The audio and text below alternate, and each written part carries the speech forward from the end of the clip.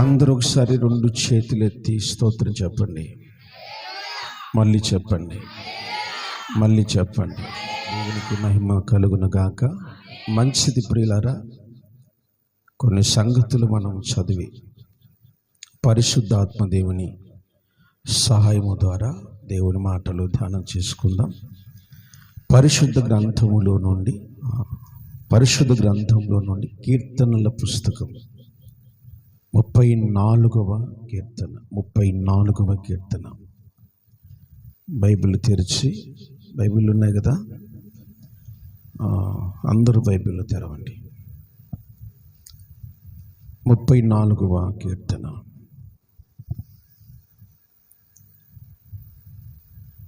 ఎనిమిదవ వచనం.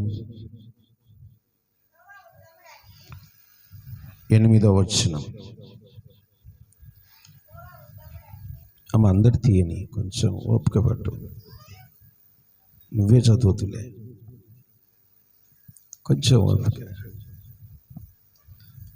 చదివేసి. యెహోవా ఉత్తముడని రుచి చూచి తెలుసుకొనుడి. చాలు. దేవుని పేరిట అందరికీ మరొకసారి శుభాలు. మీరు కూడా మీ పక్క వాళ్ళకి ఒకసారి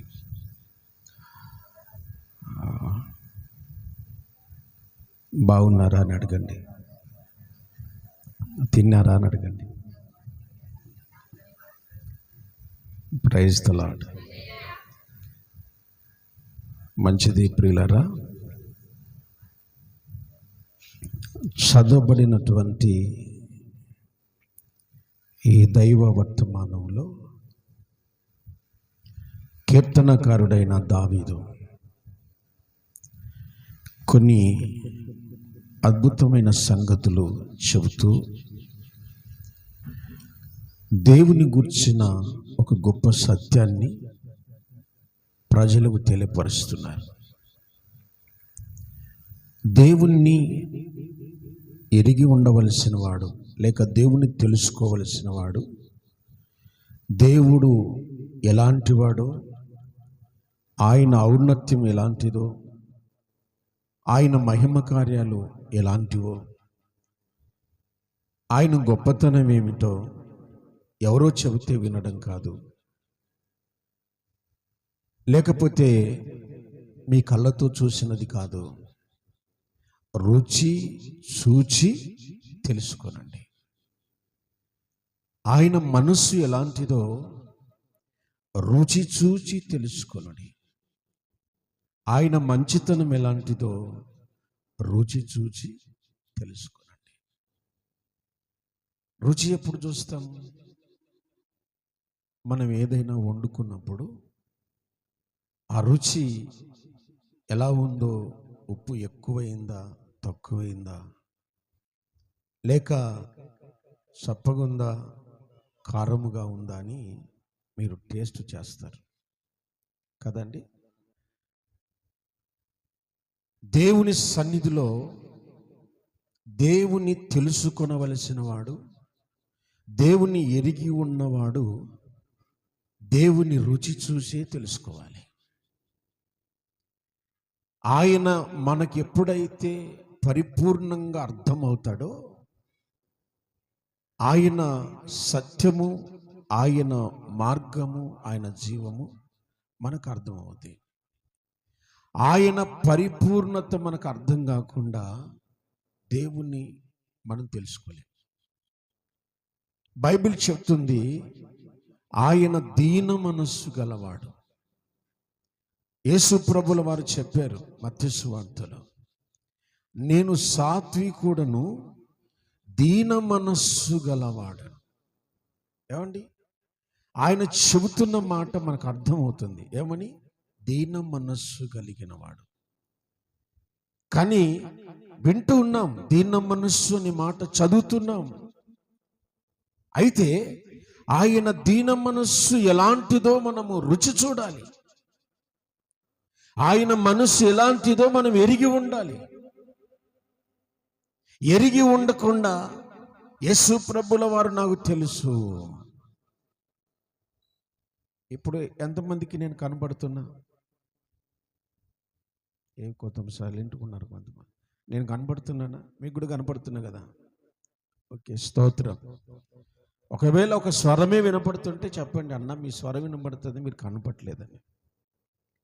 ఓకే, ఎంతమందికి నేను తెలుసా? నేను నా పేరు చెప్తారా? నా పేరు చెప్తారా? ఓకే, దేవుని స్తోత్రం. నా మనసు ఎంతమందికి తెలుసు? కన్న తల్లికి కూడా మనసు తెలియదు. నన్ను కనిండొచ్చు, పెంచి ఉండొచ్చు, కట్టుకున్న భార్యకైనా కన్న పిల్లలకైనా కన్నవారికైనా మనమంటూ తెలుసు, కానీ మన మనసు ఏంటో తెలియదు. అప్పుడప్పుడు తల్లిదండ్రులు చెప్తుంటారు, నా వీడేంటో, వీని ఆలోచన ఏంటో, వీని పద్ధతులు ఏంటో మాకేమీ అర్థం కావటం లేదు. భర్త గురించి భార్య అంటది, అన్ని తెచ్చి పెడతాడన్న, అన్ని చేస్తాడన్న, ఎందుకో ఈ మనిషి అర్థం కాడు. ఆమేన్. నేను చెప్పే మాటలు అబద్ధం అయితే కాదు కదా.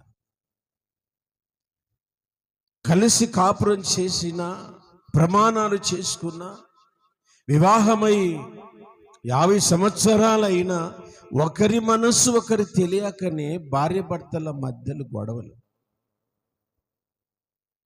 ఈరోజు పిల్లలు త్రాగుబోతులుగా, దొంగలుగా, వ్యభిచారులుగా, లోక ఇచ్చలు కలిగిన మనుషులుగా ఉండటానికి కారణం ఏంటంటే తల్లిదండ్రుల మనసు పిల్లలకు తెలియట్లేదు. కారణం ఏంటి? ఇంట్లో ప్రేమ లేదు, ఇంట్లో సరిగ్గా పలకరించే వాళ్ళు లేరు. అందుకే బయటికి వెళ్ళి బయట స్నేహం చేసుకుంటున్నారు. ఎప్పుడు వాళ్ళ కొంపన ఉంటావు ఏంటంటే, ఈ కొంపలు ఏం లేదు ఇంట్లో. ఆడ దొరికేది ఇక్కడ దొరకట్లా, అక్కడ ఉన్న స్నేహబంధం ఇక్కడ లేదు, అక్కడ ఉన్న విలువ ఇక్కడ లేదు. బయట స్నేహితులతో ఉన్న ఆనందం ఇంట్లో దొరకట్లేదు. ఒక మనిషి త్రాగుబోతు అయ్యాడంటే కారణం ఏంటి? ఇంట్లో నెమ్మది లేకపోవటం వల్ల బయట ఏమవుతున్నాడు? నెమ్మది పొందుదామని త్రాగుడుకు అలవాటు అవుతున్నారు కొందరు. నేను చెప్పే మాటలు మీరు అర్థం చేసుకోండి. భార్య భర్తల యొక్క బంధం బలంగా ఉండాలంటే ఒకరి మనస్సు ఒకరికి తెలుసుకోవాలి. ఎప్పటి నుంచో కాపురం చేస్తున్నాం, ఈ మనిషి నాకు అర్థం కాదు, ఈమె నాకు అర్థం కాదని చెప్తాం. అర్థం కాకపోవటానికి కారణం ఏంటంటే చూపవలసిన ప్రేమ, ఆ మనిషి విలువ, గౌరవం ఇంట్లో దొరకట్లేదు. అందుకే బంధాలు ఏమైపోతున్నాయి చెప్పండి? విడిపోతున్నాయి. ఇప్పుడు యేసుక్రీస్తు ప్రభుల వారు మనసు ఎలాంటిదో మనకు తెలియకపోతే ఆయనకు మనకు బంధం లేదు, తెలుసు అంతే. ఆయన లోకంలో కొంతమంది పెద్దలు అంటారు, మతోన్మాదులు కూడా అంటారు, యేసు ప్రభు కూడా దేవుడే అంటారు. అలా దయ్యాలు కూడా చెబుతున్నాయని బైబిల్లో మనకు తెలుసు. మార్కు సువార్త 5వ అధ్యాయంలో దయ్యం మాట్లాడుతుంది. మీరు చదివితే, సర్వోన్నతుడవైన దేవుని కుమారుడా, ఏమంటున్నాడు సాతానుగాడు? సర్వోన్నతుడైన, చూసారా? ఆయన ఏమిటో సాతానుకు కూడా తెలుసు, కానీ ఆయన గుణం ఏంటో సాతానుకు తెలియదు. ఆయన మంచితనం ఏంటో సాతానుకు తెలియదు. ఈరోజు నేనేమిటో మీకు తెలుసు, మీరేమిటో నాకు తెలుసు, మీ గుణం ఏమిటో మాత్రం నేను ఎరిగి ఉండను. మీ గుణం తెలిస్తే నేను మీ గుణానికి తగిన సందేశాన్ని ఇవ్వగలను. ఆమెను చెప్పండి గట్టిగా, మళ్ళీ చెప్పండి. నా గుణం తెలిస్తే, ఒకవేళ నేను కోపపడినా, నేను మీద బాధపడినా, మీ మీద బాధపడినా, కొంతమంది అనుకుంటారు, అన్నకి ఎందుకు ఊరికేనే కోపం వస్తుంది, అన్న ఎందుకో ఊరికేనే బాధపడుతుంటాడు మా మీద, ఎందుకో మమ్మల్ని ఇలా అంటుంటాడు. నా మనసు తెలిసిన వాళ్ళు ఏమనుకుంటారో తెలుసా? అన్న మా మేలు కోరే కదా అని చెప్పింది, మా మేలు కోరే కదా బాధపడింది, మేము కూడా బాధ పెట్టకూడదు కదా. మనసు ఎరిగిన వాళ్ళు అలాగ ఆలోచిస్తారు. ఇప్పుడు దేవుని మనస్సు ఎరిగిన వాడు ఏమనుకుంటాడు? మీకున్న ద్వారాలన్నీ కూడా మీరు మనసు పెట్టండి, మీకున్న ద్వారాలన్నీ కూడా క్లోజ్ అయిపోయాయి. రావలసిన సహాయం ఎక్కడి నుంచి రాలేదు. ఒక్కసారిగా అన్ని మూతపడిపోయాయి. ఎవ్వరూ పలకట్లేదు, ఎవ్వరూ నీకు మాట వినట్లేదు. నువ్వు అప్పుడు దేవుని గురించి నిజంగా తెలుసుకుంటే, నిజంగా ఆయన ఉత్తముడని, ఆయన మంచి మనస్సు గలవాడని నిజముగా మనం తెలుసుకుంటే, దేవుడు ఎందుకు మార్గాలు మూస్తాడు అంటే చెప్తా వినండి. ఆ మార్గాలన్నీ నీకు ప్రమాదకరంగా ఉన్నాయి కాబట్టి క్లోజ్ చేశాడు. దేవుని అర్థం చేసుకున్నవాడు ఇలాగ ఆలోచిస్తాడు. రావలసిన ఆశీర్వాదం నాకు రాకుండా ఆగిపోయిందా నువ్వు అనుకుంటావు. ఆ ఆశీర్వాదము లేక ఆ దీవెన రావటం వలన నీకు ప్రమాదం అని దేవుడు ఎరిగి ఆపేశాడు. గట్టిగా స్తోత్రం చెప్పండి. అందుకే యోబు గారు ఏమన్నారు? దేవుని వలన మనం మేలే కాదు కీడును కూడా. చూసారా, అన్ని క్లోజ్ అయిపోయాయి. ఏ కోణంలో కూడా యోబు గారికి సహాయము వచ్చే పరిస్థితి లేదు. అట్టి పరిస్థితులలో యోబు ఏమన్నారు? దేవుడు మనకు కీడు వల్ల కూడా మేలు కలగజేయబోతున్నాడు. స్తోత్రం చెప్పండి గట్టిగా. Praise the lord. ఆ మాట నేను మీతో చదివించాలని ఆశపడుతున్నాను. యోబు గ్రంథం ఒకసారి ఓపెన్ చేసి ఒకసారి బైబిల్ తెరిచి చూడండి.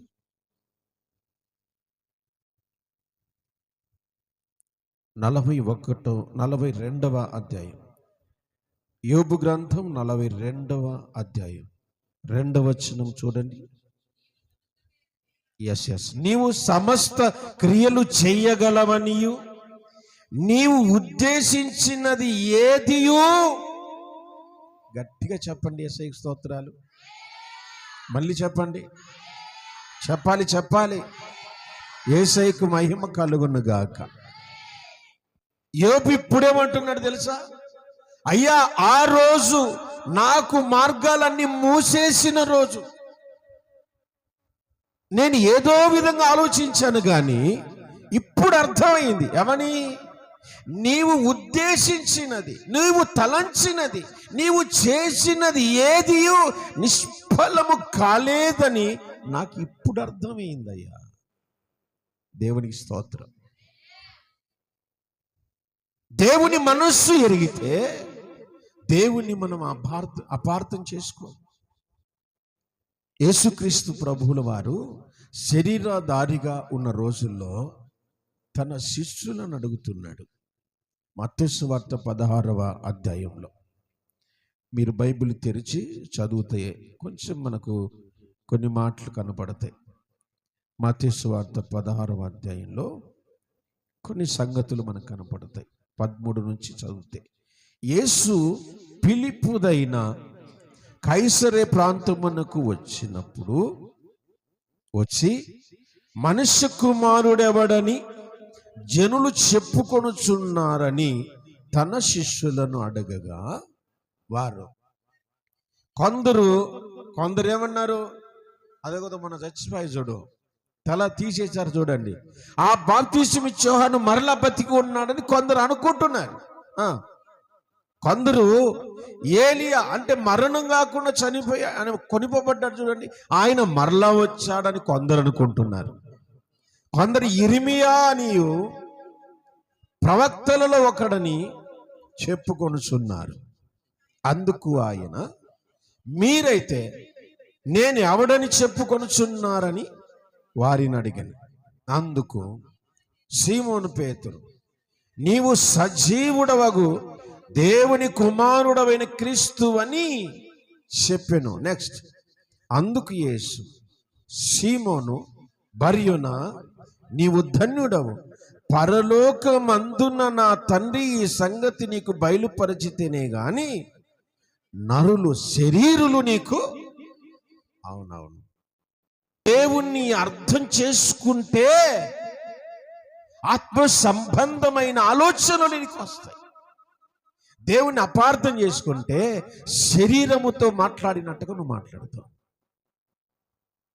ఆత్మ సంబంధులు ఎలా మాట్లాడతారు? ఆయనకు అర్థమైంది పేతురు ఆత్మ సంబంధంగా మాట్లాడుతూ ఉన్నాడని, దేవుణ్ణి అర్థం చేసుకున్నాడని. లోకము దేవుణ్ణి అర్థం చేసుకోలేదు కాబట్టి బాప్తిస్మ యోహానని, ఏలియా అని, ఇర్మియా అని, ప్రవక్తలలో ఒకడు అని మాట్లాడుకుంటున్నారు. ఈ రోజు వరకు కూడా క్రీస్తు అంటే అర్థం కాక, క్రీస్తు అంటే ఎవరో అనుకుని, ఆయన ఒక మత బోధకుడని, ఆయన దయ్యాలు వదలగొట్టాడు కాబట్టి దయ్యాలకు అధిపతిని ఆ రోజుల్లోనే ముద్రపడింది. ఈ రోజుల్లో విదేశీ మతం అని చెప్పి మందిరాలు కూలుస్తూ ఉన్నారు, సేవకులను చంపేస్తున్నారు, మందిరాలకు రాకుండా అడ్డుపడుతూ ఉన్నారు. యేసు ప్రభు అంటే అర్థము వాళ్ళు అర్థం చేసుకోవట్లేదు. ఆయన సర్వోన్నతుడైన దేవుడని వారికి అర్థం కావట్లేదు. ఆయన అడుగుతున్నాడు, కనీసం మీకైనా అర్థం అవుతుందా? స్తోత్రం చెప్పండి. మీకైనా అర్థమైతే ఆయన మనసు ఏమిటో, ఆయన మంచితనం ఏమిటో ఆయన మీరు ఎరిగి ఉన్నారా? ఆయన మంచితనము ఎంత గొప్పదో నువ్వు ఎరిగి ఉండాలి. నిర్గమకాండం 33 నిర్గమకాండం 33 ఓ సందర్భాన్ని మనం చదువుతున్నాం. 11వ వచనం. ఓకే, మనుషుడు తన స్నేహితునితో మాట్లాడినట్లు యెహోవా మోషేతో ముఖాముఖిగా మాట్లాడుచున్నాడు. గట్టిగా స్తోత్రం చెప్పండి. ఎలా మాట్లాడుతున్నాడు చెప్పండి? మోషేతో దేవుడు ఎలా మాట్లాడుతున్నాడు? స్నేహితుని యొక్క మనస్సు ఒక స్నేహితునికి తెలుసు. గట్టిగా స్తోత్రం. అయినా కూడా మోషేకు కొంచెం డౌట్. అందుకే, అయ్యా నీవు నన్ను ఎరిగి ఉన్నావు, నేను కూడా నిన్ను ఎరిగి ఉండాలి. 18వ వచనం అనుకుంటాను. అది బలవంతంగా ఎందుకు చెప్పించుకోవాలండి? సంతోషంగా ప్రభుని కనపరుస్తాం. ఆమేన్, ఆమేన్. ఆయనను శరీర రీతిగా ఇక మీదట మనం ఎరిగి ఉండకూడదు. ఆత్మీయంగా ఆయనను పరిపూర్ణత మనం తెలుసుకోవాలి. 14 యోహాను సువార్త 14వ అధ్యాయం. యోహాను సువార్త 14వ అధ్యాయం.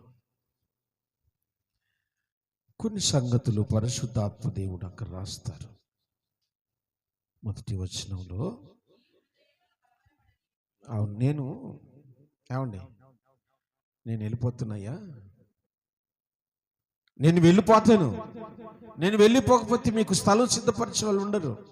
నేను వెళ్ళి మీకు స్థలం సిద్ధపరిచి మీరు వచ్చినప్పుడు ఆ స్థలంలో లాగున నేను చేస్తాను. ఇవన్నీ చెప్పుకుంటూ వచ్చిన తర్వాత ఫిలిప్ అనే ఒక శిష్యుడు అడుగుతాడు, అయ్యా తండ్రిని నాకు చూపిస్తావా అని అడిగారు. ఎవరిని చూపించాలి? చెప్పండి, మళ్ళీ చెప్పండి. ఎవరిని చూపించాలి? బుద్ధిలుడా, తండ్రి ఎవరు? నన్ను చూస్తే తండ్రిని చూసినట్టే. మళ్ళా తండ్రి ఒకరు, కుమారుడు ఒకరు, పరిశుద్ధాత్ముడు ఒకరు ఉంటారండి? మీకు అర్థం కావడం చెప్తాను. పుట్టినప్పటి నుండి వివాహం అయ్యేంత వరకు ఒక కుమారుడు ఒక ఇంట్లో కుమారుడుగా పెరుగుతాడు. వివాహం అయిన తర్వాత పిల్లలు పుట్టే వరకు ఒక స్త్రీకి ఆ మనుషుడు ఏమవుతాడు? భర్తగా ఉంటాడు. కుమారుడుగా ఉన్నాడు, ఇప్పుడేమయ్యాడు? భర్త అయ్యాడు. పిల్లలు పుట్టిన తర్వాత ఇప్పుడేమయ్యాడు? ఒక మనుషుడే 3 రకాలుగా ఎలా అవుతాడు? తండ్రి ఒక్కరు, కుమారులు ఒక్కరు, పరిశుద్ధాత్ములు ఒకరా? కారు. కొంతకాలం ఆయన ఆదిలో అనగా పాత నిబంధన కాలంలో ఆయన యెహోవాగా పరిచయం అయ్యాడు, తండ్రిగా పరిచయం అయ్యాడు. కొత్త నిబంధనకు వచ్చేసరికి ఏమయ్యాడు? శరీరధారిగా ఉన్నంత కాలం కుమారుడిగా పరిచయం అయ్యాడు. ఆ తర్వాత ఏమయ్యాడు చెప్పండి? పరిశుద్ధాత్మ రూపంలో ఉన్నాడు. ఆమేన్. ఇది పరిశుద్ధాత్మ కాలం. చేతులు ఎత్తి గట్టిగా మరలా చెబుదాన్ని, హల్లెలూయా. తండ్రి కుమారులు వేరు కాదయ్యా పిలిపో.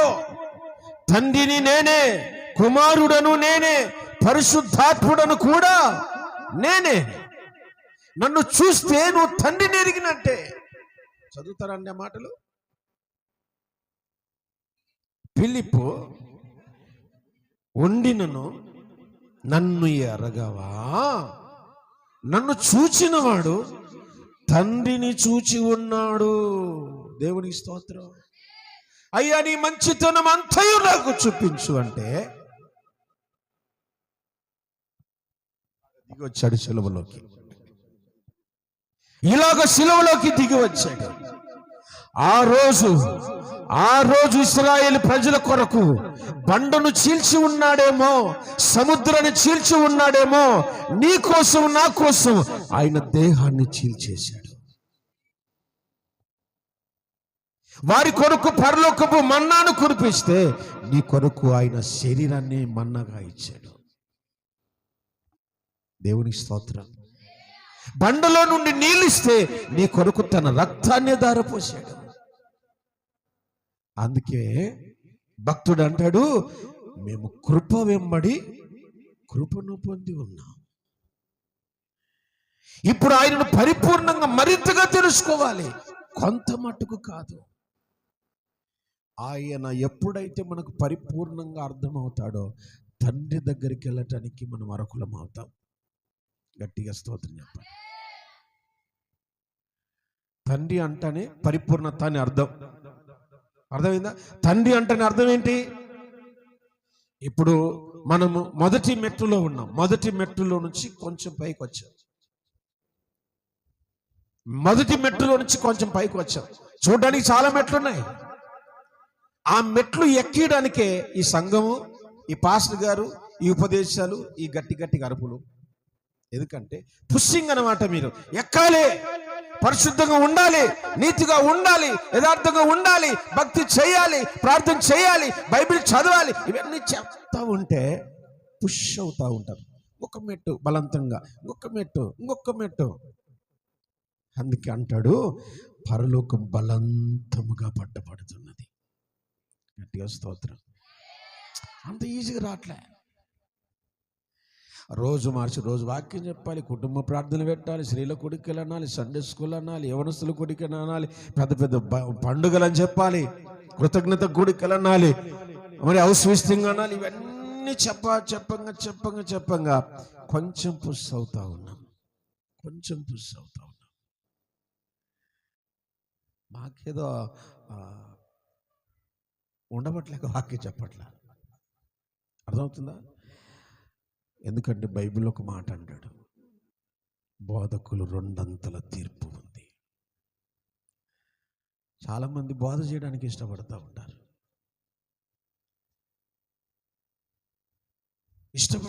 నేను వాక్యం చెప్పాలి.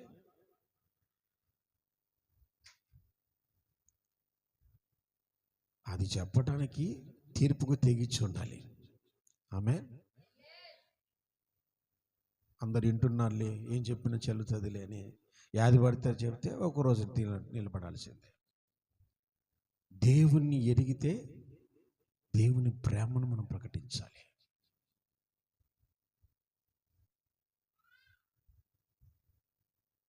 మీరు ఆయన పాటలు, ఆరంభంలో పాటలు వినండి, సగం సినిమా మ్యూజికే ఉంటుంది దాంట్లో.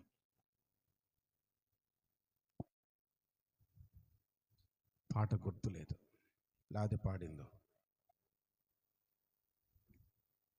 సగం యాజ్ ఇట్ ఈస్గా దించేస్తాడు మ్యూజిక్ కూడా. ఎందుకు ఈ సంగతి చెప్తున్నానంటే, మనము దేవుణ్ణి ఎరిగిండిలాగా మాట్లాడకూడదు. ఆమేన్. కొన్ని సంగతులు దేవుణ్ణి ఎరుగుట ద్వారా మనకు కలిగే ఆశీర్వాదం ఏంటో నేను చెప్పి ప్రార్థన ఎక్కువ చెప్పను, 2 అంశాలు చెప్తాను. ఒక 4-5 దాకా ఉన్నాయి, ఒక 2 అంశాలు మాత్రం చెప్తాను. కీర్తనల పుస్తకం 36వ కీర్తన చూడండి. కీర్తన 36 10వ వచనం చూడండి. నిన్ను ఎరిగిన వారి ఎడల నీ కృపను, యథార్థ హృదయుల ఎడల నీ నీతిని ఎడతెగక నిలుపుము. గట్టిగా స్తోత్రం చెప్పండి. దేవుని మనస్సును ఎరిగి ఉంటే, దేవుడేమిటో ఎరిగి ఉంటే, ఆయన కృప ఎడతెగక మన మీద నిలిచి ఉండును. దేవుణ్ణి మనం ఎరిగి ఉంటే ఎందుకు నీకు కృప అనుగ్రహించబడట్లేదు? ఎందుకు దేవుడు నీకు కృప ఇవ్వట్లేదు? నీ కుటుంబం ఇంకా దారిద్ర్యములో, పేదరికములో, అప్పుల సమస్యలో, కుటుంబములో కలతలు గల కారణం ఏంటంటే, ఆయనను పూర్తిగా ఎరగలేదు గనక ఆయన కృప మీకు రావట్లేదు. ఎడతెగక. ఆమేన్. ఎవరైతే తండ్రిని రుచి చూచి ఎరిగి ఉంటారో వారి ఎడల దేవుని కృప ఎడతెగక నిలిచిపోతుంది. ఒక భక్తుడు ఉన్నాడు, ఆయన పేరు దావీదు. పేరు చెప్పండి, మళ్ళీ చెప్పండి. దావీదు గురించి దేవుడు సాక్ష్యం ఇస్తున్నాడు. అపోస్తుల కార్యములు 13:22 వచనం.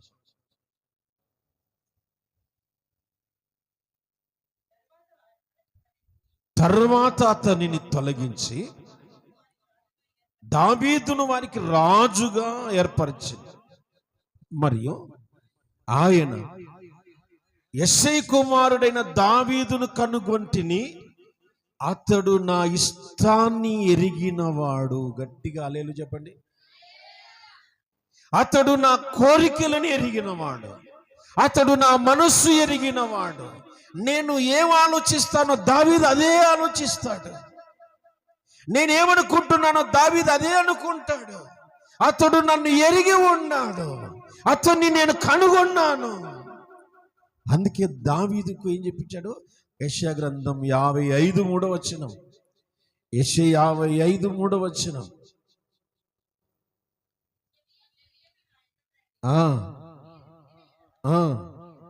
బ్రతుకుదురు చేసేదను,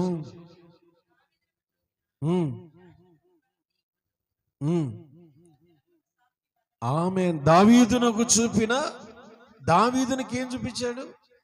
ఎడతెగని కృప, మానిపోని కృప, విడిచిపోని కృప, శాశ్వతమైనది. దేవునికి స్తోత్రం. దేవుణ్ణి అతడు ఎరిగి ఉన్నాడు, రుచి చూచి ఎరిగి ఉన్నాడు. ఆయన ఎంత ఉత్తముడో ఎరిగి రాస్తున్నాడు ఈ మాటలన్నీ కూడా. ఎంత మంచి దేవుడో ఎరిగి రాస్తున్నాడు. ఆయన మంచితనం మనకు తెలియకపోతే కృప మనం పొందుకోలేము. లింక్ చూసారా ఎక్కడ పెట్టాడో? ఆయన మనం పరిపూర్ణంగా ఎప్పుడైతే అర్థం చేసుకుంటామో కృప నిన్ను ఆవరిస్తుంది. ఆమేన్. అపోస్తుల కార్యములు 4వ అధ్యాయము 33వ వచనం చూడండి.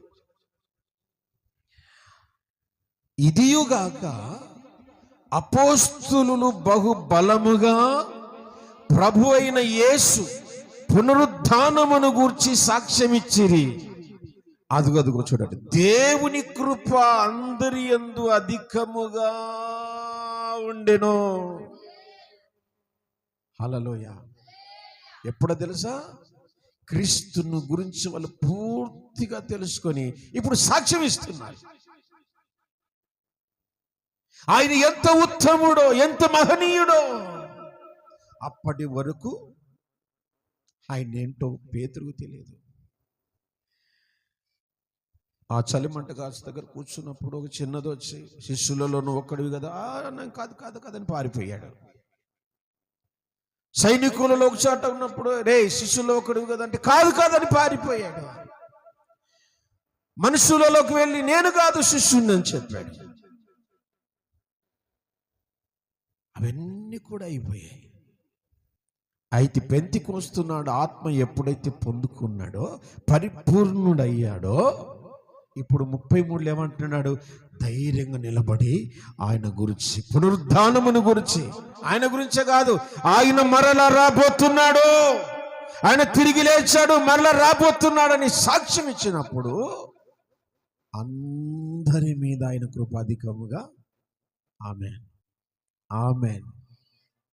నీకు దేవుని కృప కావాలంటే దీన మనస్సు నువ్వు ధరించుకోవాలి అంటాడు కదండి అన్నమాట. అహంకారులు ఎదిరించి దీనులకు ఏమిస్తాడు? కృప అనుగ్రహించును. క్రీస్తు యేసునకు కలిగిన ఈ మనస్సు, ఈ మంచి మనస్సు నువ్వు కూడా కలిగి ఉంటే, దేవుని అర్థం చేసుకునే మనసు నీకు ఉంటే, ఆయన పెద్ద మనసు పెట్టుకొని నన్ను అర్థం చేసుకోండి అని చెప్పలే, దీన మనసు పెట్టుకొని నన్ను అర్థం చేసుకోండి అన్నాడు. నేనెంత దిగాను మీ కొరకు, నేనెంత దిగొచ్చాను మీ కొరకు, నన్ను అర్థం చేసుకోండి. పాదాలు గడుగుతున్నాడు, అర్థం చేసుకోమని చెప్తున్నాడు. పశువుల తొట్టిలోకి వచ్చాడు, నన్ను అర్థం చేసుకోండి అని చెప్తున్నాడు. అంత దిగొచ్చినా మనకు అర్థం కాలి యేసు ప్రభుల వారు. ఇక సమీపించరాని తేజస్సులో ఆయన ఉంటే మనకు అర్థమవుతాడా? ఆయన సులే పెట్టలే, మనకేం తెలుస్తుంది. ఆమె చెప్దామా? మళ్ళీ చెప్దామా? Praise the lord. ఆయన మనకు అర్థమైతే ఆయన కృప మన ఎడల అధికంగా ఉంటుంది. ఆయనను అర్థం చేసుకున్నంత కాలం నువ్వు మందిరానికి వస్తుండాల్సిందే, వెళ్తుండాల్సిందే. ఏ బ్లెస్సింగ్ ఉండదు నీకు. కృప ఎప్పుడైతే నువ్వు పొందుకుంటావో, నువ్వెక్కడికి వెళ్ళినా అది నేను గణపరుస్తూనే ఉంటుంది. ఆమేన్. యేసయ్యకు మహిమ కలుగునుగా. ఫైనల్గా ఒక్క మాట యోహాను సువార్త 4వ అధ్యాయం. యోహాను సువార్త 4వ అధ్యాయం. ఇక్కడ ఒక బావి, ఓ తల్లి మనకు కనపడతారు. పేరు చెప్తారా? పేరు కాదు కదండి. సమరేశ్వరి దగ్గర మనం ఆగిపోయాం. ఇక్కడ ఆమె మధ్యాహ్న కాల సమయంలో నీళ్ళకు వచ్చింది.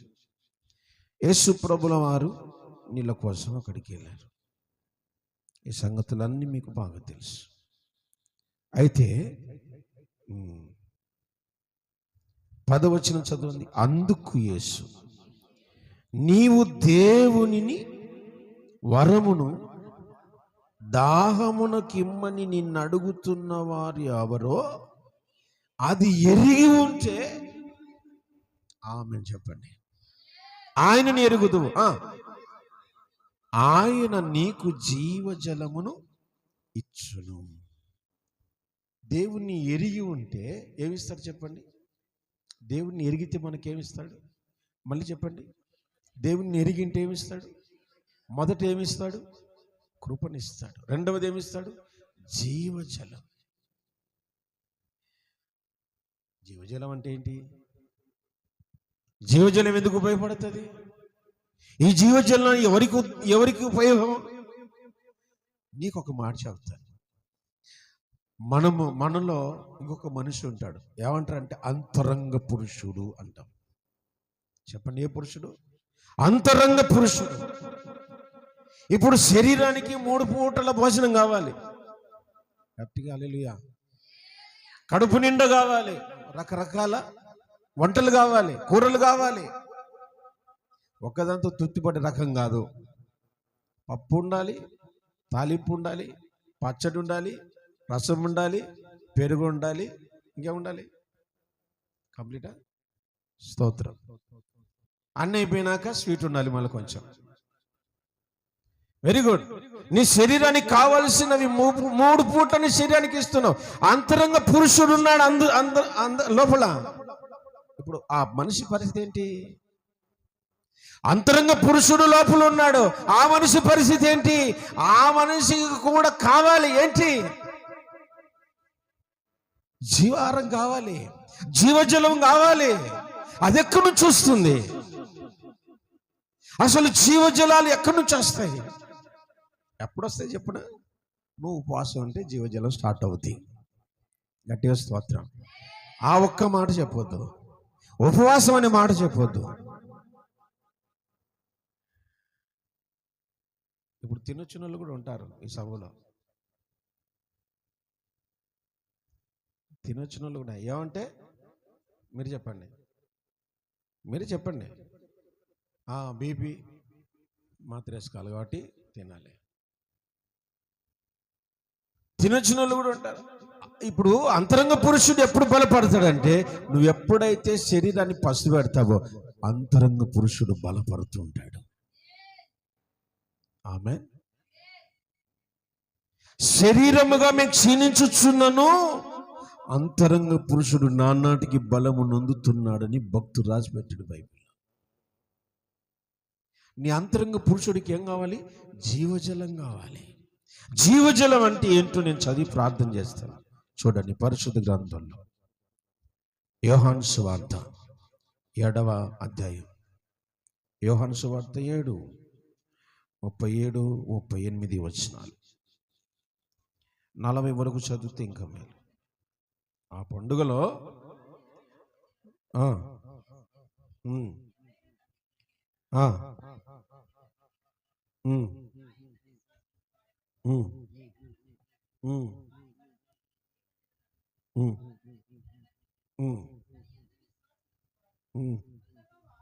బాగా వినాలి. తన యందు విశ్వాసం ఉంచు వారు పొందబో ఆత్మను గూర్చి ఆయన ఈ మాట చెప్పెను. యేసు ఇంకను మహిమపరచబడుట లేదు గనక ఆత్మ ఇంకా అనుగ్రహింపబడి ఉండ. జీవజలం అంటే అర్థం ఏంటంటే ఆత్మ కలిగి ఉండటం. ఆమె ఈ మనలో ఆత్మ ఉందా లేదా? మనలో ఆత్మ ఉందా లేదా? మనకు ఆత్మ ఉందా లేదా? గట్టి చెప్పండి, అందరు చెప్పండి. శరీరంతో ఉన్నారా? ఆత్మ కూడా ఉందా? మనకు ఆత్మ కూడా ఉంది. ఈ ఆత్మ దాహము తీరాలి, ఈ ఆత్మ దాహము తీరాలి. ఆత్మకు కొన్ని కోరికలు ఉన్నాయి. ఈ కోరికలు తీరకుండా చనిపోతే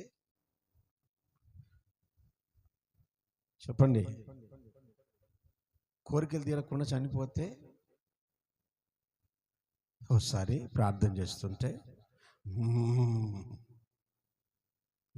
అని ఎవరు నువ్వు అన్న మధ్యలేటి అన్నాడు. ఏం కావాలా నీకు? బీడి కావాలన్నా. నేను పాస్టర్, నా దగ్గర ఉండదన్నా. నాకు బీడి ఇస్తే పోతారు, కొడితే తిరిగి పడతావా? నేను కొట్టినా పోను, బీడి కావాలి నాకు. ఏమి లేక చచ్చిపోయాడు. స్తోత్రం చెప్పండి. నీ ఆత్మదాహం తీరకపోతే నువ్వు కూడా గాల్లో తిరుగుతుండాల్సిందే. చచ్చిపోతావు ఒకరోజు. ఆత్మదాహం తీరకపోతే చెప్పండి, ఎవరినో కొన్ని చూసుకుంటావు, అన్ని బయటపడతాయి. అప్పుడు అర్థమవుతుందా? నేను చెప్పినట్టు అర్థమవుతున్నాయా? స్తోత్రం చెప్పండి గట్టిగా. Praise the lord. నీ ఆత్మకు దాహం తీర్చాలంటే ఆయన ఆత్మ నీతో నింపబడాలి. అదే జీవజలం అంటే. ఆయన ఆత్మ నీలోకి వచ్చినప్పుడే ఆత్మ వరాలు నీకు ఎప్పుడైతే కలుగుతాయో, ఆత్మ ఫలాలు నీలో ఎప్పుడైతే ఫలిస్తాయో అప్పుడే నీ దాహం తీరుతుంది. నీ మనసులో కొన్ని ఆలోచిస్తూ ఉంటావో, ఈ ఆలోచనలన్నీ నెరవేరకపోగా మైండ్ బ్లాక్ అయిపోతూ ఉంటుంది. కొందరు టెన్షన్ అయిపోయి, కొందరు పక్షవాతం వచ్చి, కొందరు హార్ట్ స్ట్రోక్ వచ్చి. ఎందుకంటే విపరీతంగా ఆలోచనలు చేశారు. మనసులో ఎన్నో కోరికలు ఉన్నాయి, ఈ కోరికలు నెరవేర్చలేదు.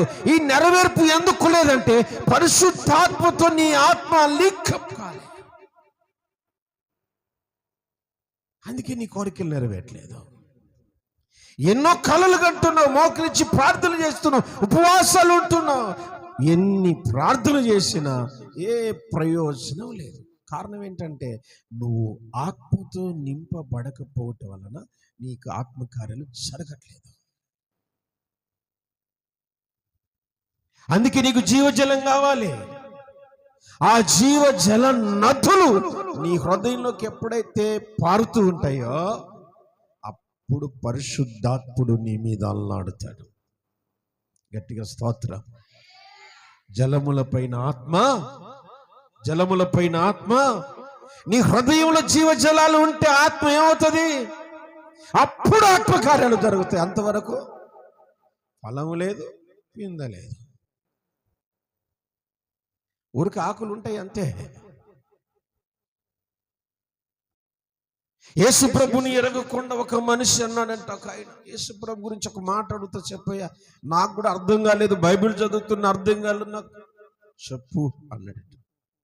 అన్నయ్యా, యేసుప్రభు ఒక ఏం పూటకేం తినకపోతే అరిగిపోతాడా, కరిగిపోతాడా? అంజూరం చెట్టును అంతగా కోప్పడి చెప్పించాలా? యేసుప్రభుని ఎరగకుండా బైబిల్ని అర్థం చేసుకోకుండా మాట్లాడితే మనకు కూడా అవుగా కరెక్టే కదా. ఆ చెట్టుని చెప్పించేంత కోపం రావాలా? యేసుప్రభు అసలు దేవుడేనా?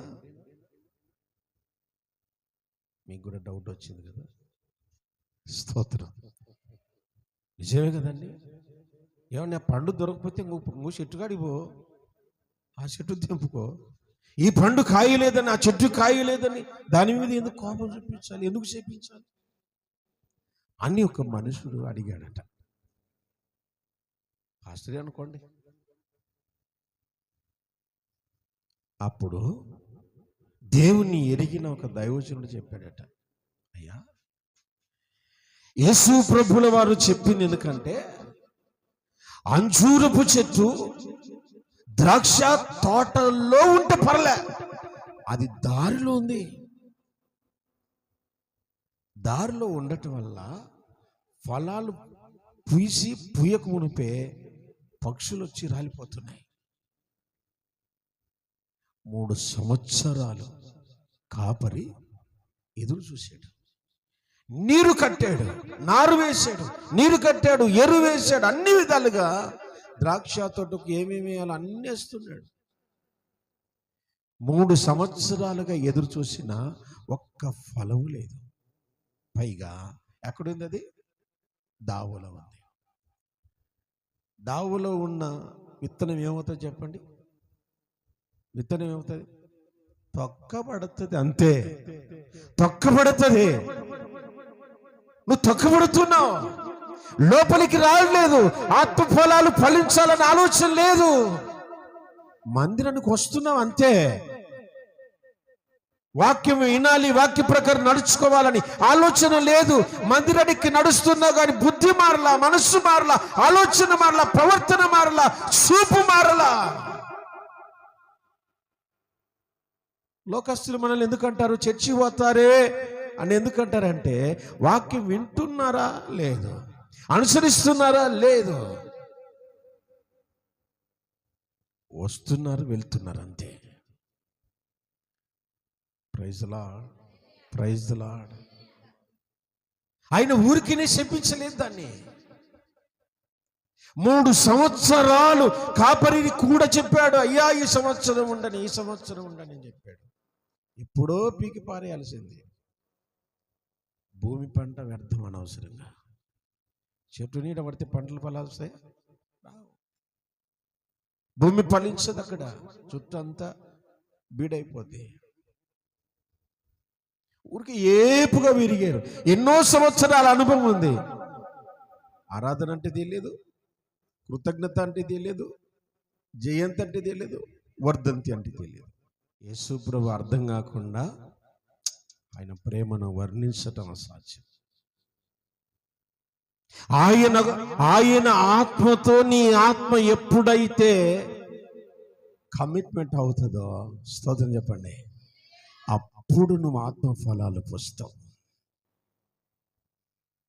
ఎందుకు ఇన్ని సంవత్సరాలు చర్చికి వచ్చిన కోపం ఎందుకు నీ దగ్గర నుంచి పోలేదు? ఎందుకు నువ్వు అలుగుతూ ఉన్నావు? ఎందుకు నీలో ప్రేమతత్వం లేదు? ఎందుకు నీకు సమాధానం లేదు? అంటే నీ ఆత్మ దేవుని ఆత్మతో కలిసి ఉండట్లేదు. జీవజల నదులు నీలో పారట్లేదు. ఈ జీవజల నదులు రాకుండా పరిశుద్ధ ఆత్మ దేవుడు నీలోకి రాలేడు. గట్టిగా స్తోత్రం చెప్పండి. Praise the lord. దేవునికి మహిమ కలుగును గాక. చివరిగా ఒక మాట చదివి ప్రార్థన చేసుకుందాం. చివరిగా ఒక మాట.